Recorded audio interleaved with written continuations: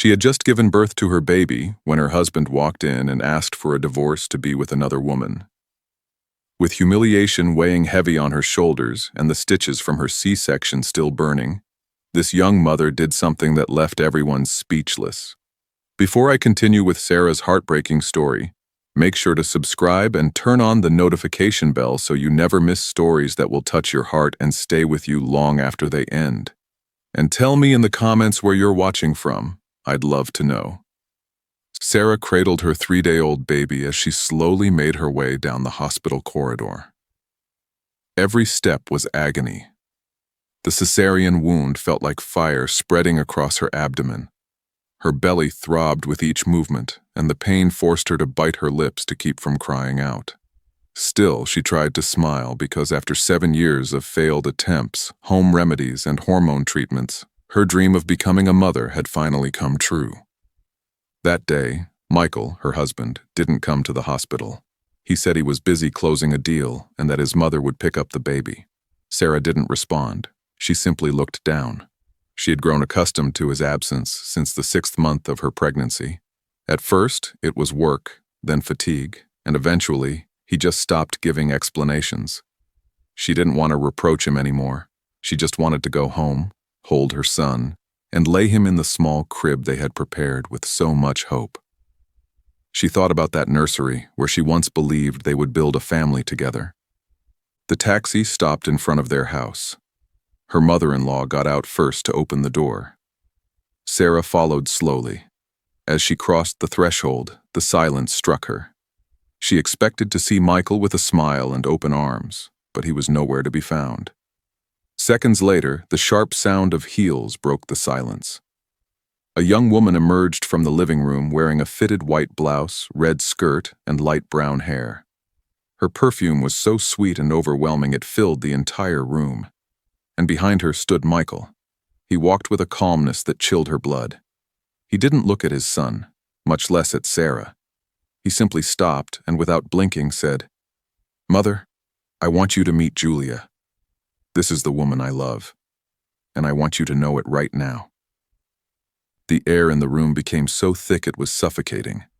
Her mother-in-law, who had just served a glass of water, dropped it suddenly. The glass shattered on the floor, but no one moved to clean it up.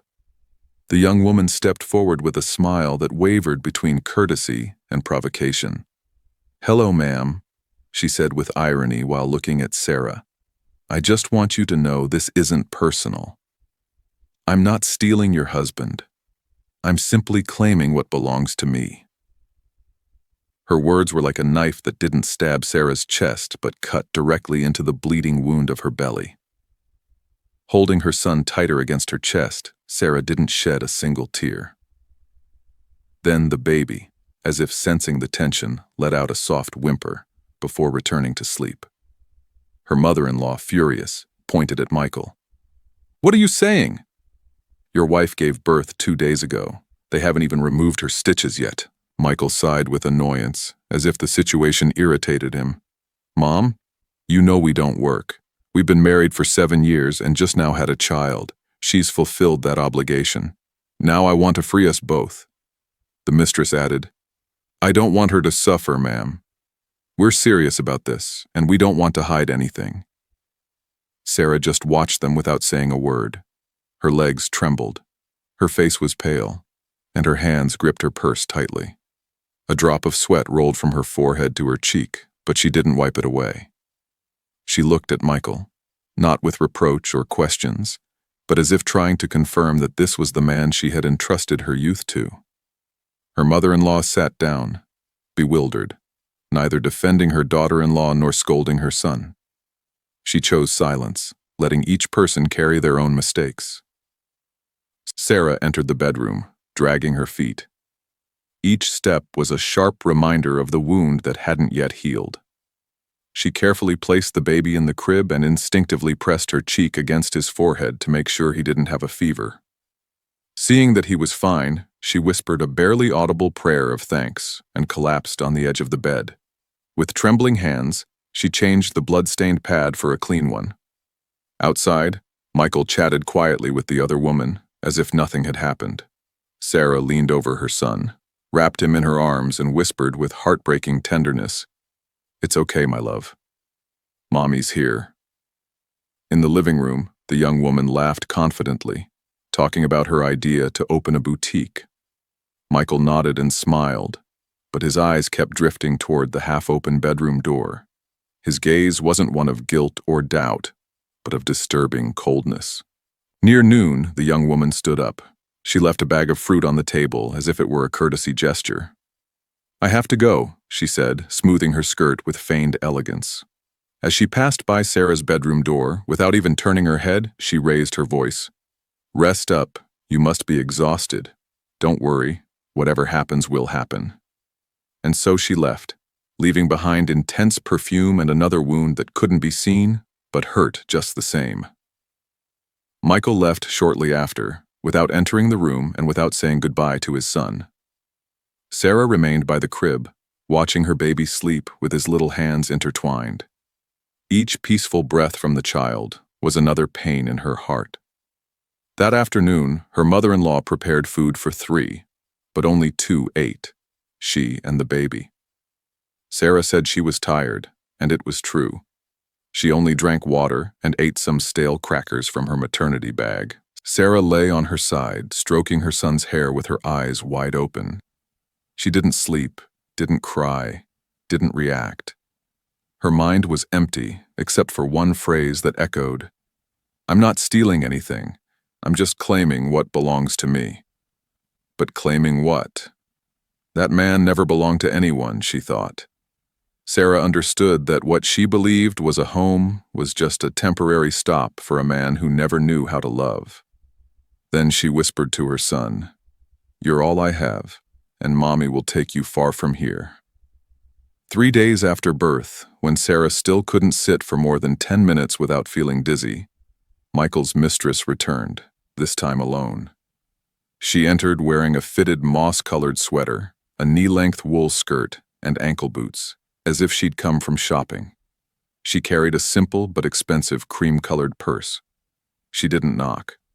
Her mother-in-law, hanging clothes in the yard, didn't hear her come in. The young woman stood in the kitchen as if she knew the place and said in a soft but cutting voice, "Hello, Sarah.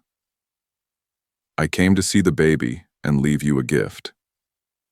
Sarah, lying in bed, held the baby with one hand and a hot water bottle against her abdomen with the other. Her face was pale, her lips dry, sweat beading on her forehead. The baby was weak from jaundice and needed light therapy and breast milk. But Sarah had lost her milk the day before. All night she'd had a fever from mastitis, and the pain was tearing her apart. The young woman didn't look at the baby or ask about Sarah. She simply approached, pulled a pink envelope from her purse, placed it on the edge of the bed, and said, "There's $50,000 here. Take it and leave. Don't cling to this. We'll take care of the rest." Sarah looked at the envelope as if it were a snake, and then the silence shattered with a crash. Her mother-in-law, who had just entered with a cup of tea, threw it to the floor, breaking it in 2. The tea splashed on the young woman's feet, and furious, she shouted, "Do you think this is a marketplace? That you can pay for whatever you want and kick someone out like you're paying for a taxi?" The young woman stepped back, somewhat embarrassed but unrepentant. She shrugged and said, "I thought clarifying things from the beginning would be better for everyone. The child can stay with her. We already agreed on that." Sarah looked at her mother-in-law, and she returned the gaze. In that instant, they shared a different kind of pain. Her mother-in-law said nothing more. She went to the kitchen as if breaking the cup had been enough. The young woman added, "I'm a woman, and I don't want her to suffer," repeating it as if she had done a favor instead of humiliating someone. Then the young woman left the house, and the envelope remained on the bed, untouched. At that moment, the baby cried, and Sarah lifted him in her arms. Every movement was sharp pain in the incision, but she couldn't lie down. The child cried inconsolably. There was no milk, only his mother's warmth and the humiliation hanging in the air. That afternoon, Sarah asked permission to take the baby to the hospital for light therapy. She couldn't stay in that house and needed to escape that environment. Her mother-in-law accompanied her while Michael didn't appear, call, or even text. Sarah waited outside the phototherapy room, watching her tiny son naked under the blue light, wearing those glasses protecting his fragile eyes. They stayed like that for almost 2 hours, and in that moment, a dark thought crept into her mind. If it weren't for him, maybe I wouldn't be here. But then the baby turned his head, searching for her, moving his mouth as if wanting to tell her something. It was then that Sarah broke down and cried for the first time since giving birth. Not a single sound came out, just tears flowing freely down her face. She took out her phone, opened the Notes app, and began typing. Painkillers $15, sterile pads $8, oatmeal and milk $12, diapers $22, taxi to hospital $25. She saved the note with her son's birth date as the password, and from that day, she began recording everything, even what couldn't be measured with money. That night, when they returned, her exhausted mother-in-law spoke to her with concern. "Sarah, the baby is yellow. Formula won't make him gain weight properly." Sarah nodded and decided to get her milk back. Even if it hurt, even if her nipples were cracked, she couldn't let her son suffer. In the kitchen, the mistress's fruit bag remained untouched. Sarah took it to the alley and gave it to a recycling collector. Then she washed her hands, turned on the computer, and opened a design program. An unfinished house project was there. She stared at the design for a long time. Then she opened a new file and named it My Own Home. That morning, the persistent spring rain lasted from midnight until the third toll of the nearby church bell. Sarah had just put the baby to bed after his first feeding of the day. Still feverish with cold sweat soaking her back, she was heating water to relieve the pain in her breasts when suddenly she heard the familiar sound of a motorcycle. It was Michael, entering without removing his raincoat. In his hand, he carried a folder folded under a metal clip and a blue pen. He placed it on the table next to the bed where she used to work, but which was now covered with milk supplies and painkillers. Then, in a cold, dry tone, he said, "I want you to sign these papers." Sarah, hand on her chest, breathing heavily, asked, "What is this?" "It's a petition for divorce by mutual agreement. I don't want to drag this out any longer." Silence filled the room, broken only by the rain on the roof and the baby's breathing. Sarah looked at Michael.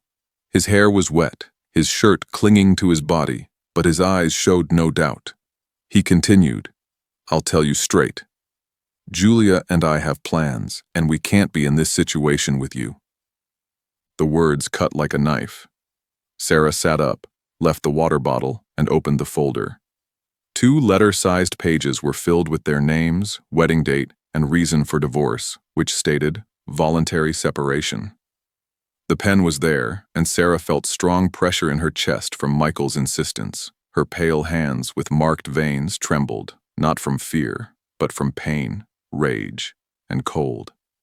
She tried to sign, but the stroke went astray, leaving a stain like blood. Then she dropped the pen, took a deep breath, and looked at him.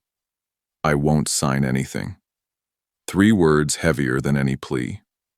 Michael shrugged, put away the pen, and left saying, "As you wish, but you'll only make things more complicated." The door closed. The wind scattered some tissues. Sarah picked them up, lifted the restless baby, and settled him. Then she opened a pillow, buried her face in it, and remained silent like a stone waiting for the sun to dry it. That afternoon, her mother-in-law returned. The neighbors had told her about the man with the divorce papers. She saw the folder on the table but didn't ask, just left a package of oatmeal and said, "Eat, so you'll have more milk." Sarah responded almost voicelessly, "I'm not hungry. Leave it there." Her mother-in-law didn't insist, tidied the table, and went to the yard to comb her hair. That afternoon, Sarah opened her phone notes and added, "Divorce papers presented to a postpartum wife. Reason, woman wants legitimacy. Damage, incalculable. Signature, impossible."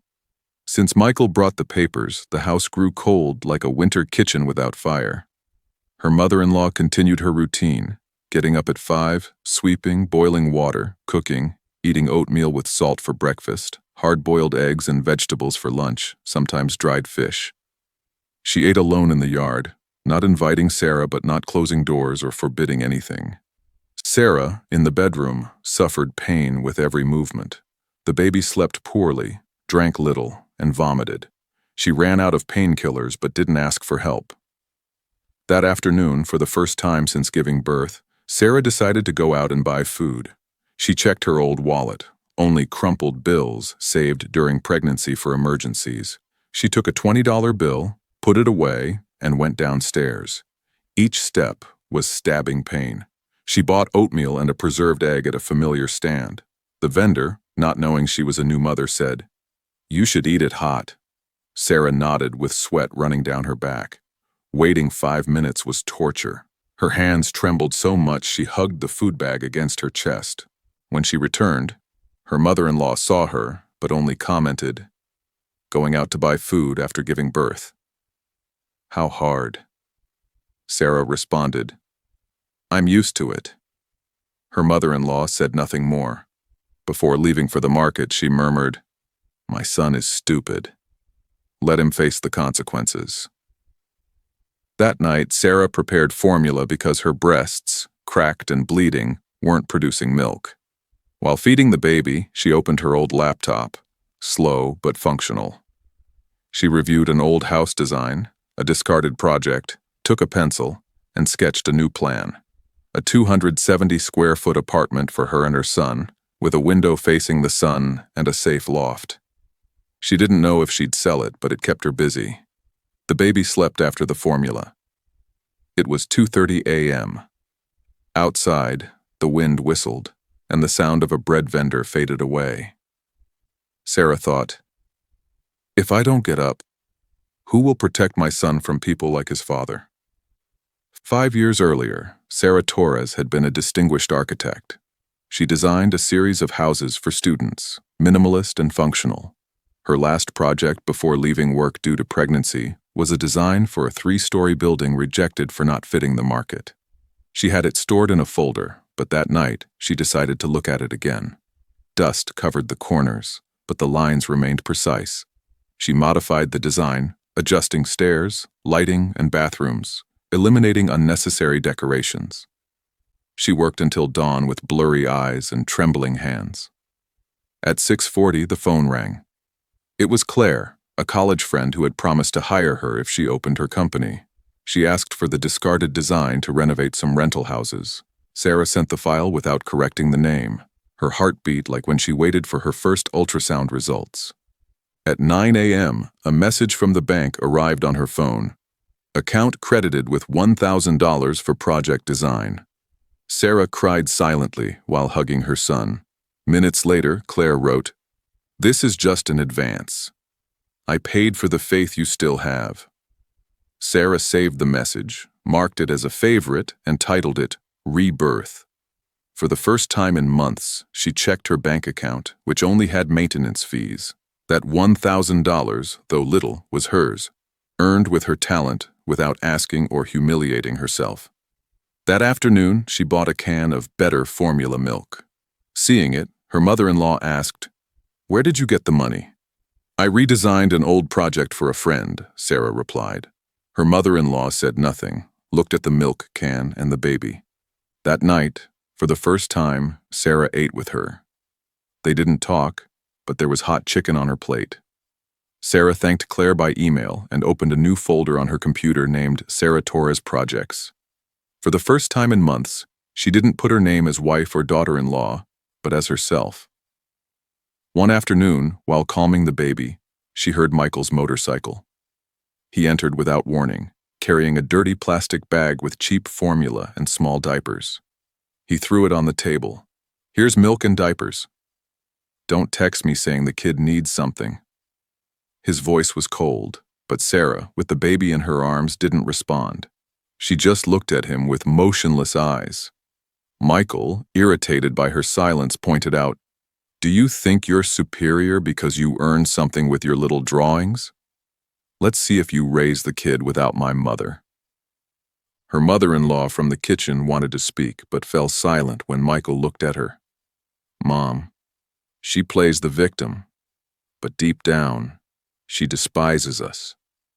He looked at the baby and said, Your mother only knows how to live off others, little one, the child cried. Sarah hugged him, entered the room, and closed the door. The crying echoed like stabs. Her mother-in-law, with hands wet from washing rice, looked at the bag of cheap milk and sighed. Live however you want. I can't carry this burden. Michael sat checking his phone, but his hands trembled.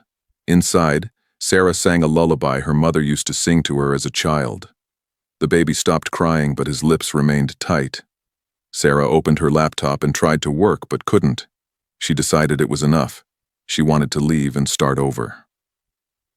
On the 14th day after birth, Sarah bathed the baby with guava leaf water. His eyes were opening more now. The incision in her belly still hurt. That afternoon, Michael returned, but this time Sarah was waiting for him. When he entered, he put a thin folder on the table. Just your signature is missing. Let's not drag this out anymore. Sarah took the paper with a determined expression. Michael, seeing her, smiled. You changed your mind so quickly. You didn't keep the man, but you're keeping the child. Sarah reviewed the document. She didn't ask for property, house, or pension, just a handwritten clause. The child stays with the mother. All decisions about his education, care, and life are my responsibility. Michael squinted and said, I'm leaving you my son so you'll be at peace. Finally, Sarah signed. The ink seemed like blood, not from the pen, but from the cut on her nail from when she gripped the bed the first night he asked for divorce. Michael signed and left without looking at the child. His shoes left mud marks that Sarah didn't clean. That night, Sarah packed light. A backpack of clothes, a bag with milk and diapers, the baby's documents, and the laptop wrapped in a towel. Her mother-in-law saw her from the kitchen without asking. At 11 p.m., Sarah left with the baby. Not wanting to be seen, she took a taxi, hugging her son against her chest. The cold wind seeped through her clothes, but she didn't feel it. Her mind was full of plans, appointments, and numbers. She rented a small room near the market, less than 100 square feet with a private bathroom and a window for morning light. When she laid the baby on a mattress, Sarah looked at the yellowed ceiling and sighed. She sent a message to Claire, officially single and free. Claire responded, I'm happy for you. You don't need to be better than anyone, just don't betray yourself.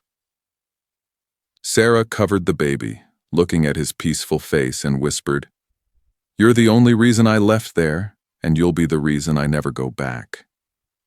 The room had stained walls and slippery floors. The ceiling was low, but for Sarah, it was a beginning, a rebirth after nearly dying in her marriage. She paid $250 a month, got up at 5:30 a.m., prepared formula for the baby, and opened her laptop. Freelance work wasn't much, but Claire got her clients, house designs, hotels, cafes, and apartments. Without air conditioning or a desk, she used a plastic chair and a folding table. Mornings were for designing. Afternoons, she took the baby to daycare. The pay was low, but it included free diapers and milk for single mothers. One rainy night, the roof leaked onto the mattress. The child had a fever and foam at his mouth. Desperate, Sarah wrapped him in a blanket and ran 800 meters in the rain to a medical center. When she handed him to the doctor, she was soaked and trembling. When the child stabilized, the doctor asked, Where's your husband? I'm divorced, she replied. The child is fine, but you must be more careful next time. That night, Sarah didn't sleep, but she managed to send the plan on time. The client praised her detail, and that month she received $1,000 in advance. She spent $250 on rent, $50 on diapers, $75 on formula, and saved the rest. One sunny morning, Sarah's phone rang. Claire sent her a link. It was an article titled, A House with Son, designed by a single mother who faced divorce after birth. Sarah read in astonishment. It was about her. The design of a simple house with vines and a skylight was under construction in Santa Cruz. The photo showed Sarah drawing with her son crawling beside her. The comments moved her. I admire single mothers. A small house with great light. Sarah didn't respond. She just looked at her son, who was drawing a house with two figures, one big and one small. In a downtown cafe, Michael's ex-mistress was reading the article. She looked at the photo of Sarah and her son, then at her own hand holding tea. She sent the link to Michael with a message. "You know what? I was wrong." Michael saw the message but didn't respond. In the village, her mother-in-law found the article while searching for recipes. She read Sarah's name, saw the photo, and murmured, "She didn't just raise my grandson, she saved our family's honor." By late June, the heat returned. Sarah worked more. Her designs gained recognition, and a young client commissioned her to renovate a cafe. "Can you work at night?" he asked. "I draw when my son sleeps from 1 to 4 a.m., she replied. In a week, she sent a detailed plan and received $7,500. It was the first big payment she'd received in a year. Without thinking twice, she called the landlord. "Hello, I want to end the contract early. Thank you for all your support, but I need more space." Moving was simple. 3 bags, one with clothes, another with baby things, another with the laptop. The new place had a balcony for vines and space for drawing. After Sarah's departure, Michael lived carefree. He moved with his mistress to an elegant apartment, but 2 months later, his company fired him for abuse of authority and favoritism. Without work or income, luxury dinners became instant noodles. The mistress, seeing the change, left with a note on the table. "It was a mistake getting involved with you. I just wasted my time." Michael returned to his mother's house with hesitant steps. She didn't hug him, just said, "You lost the most valuable thing you had searching for beauty, and look at you now. You have nothing." That night, Michael reviewed old photos of his son. He tried calling Sarah, but there was no connection. He slept in the room where his wedding photo hung. Now, it was an empty space. One hot Saturday, Sarah and her son, now over a year old, were eating at a cafe. Michael watched from afar with a red wooden toy in his hand. The child saw him and asked, "Mommy, who's that man?" Sarah looked at Michael. Their eyes met without greetings or tears, just silence. She squeezed her son's hand and didn't answer. Michael left, leaving the unopened toy. That night, Michael wrote, "I want to see my son. You can't take away that right." Sarah read the message but didn't reply. She put her son to bed, feeling his breathing, and whispered, "I haven't lost anything. I have my son, and I have everything."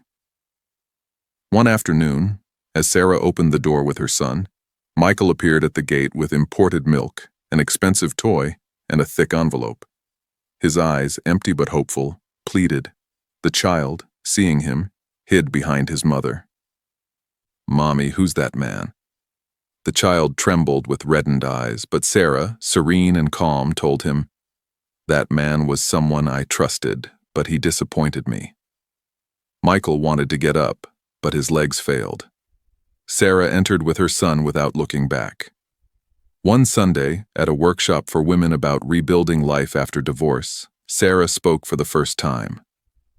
"I gave birth, and my husband asked for divorce. I ran in the rain without a penny. I drew my first plan in a room without a table. I got ahead, and one day my son asked who his father was. That day I knew I didn't learn to forgive. I learned not to need forgiveness." Silence filled the room. As she left, someone touched her shoulder. Sarah turned. It was her son, looking at her with a smile. "Thank you, son. Because of you, I don't need to hate anyone."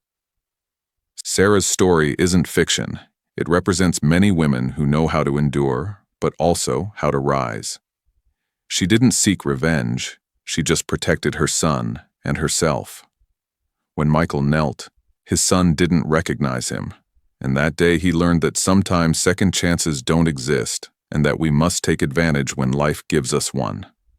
If this story touched your heart, leave me your opinion in the comments. I also ask you to like the video, and don't forget to subscribe to the channel for more fascinating stories.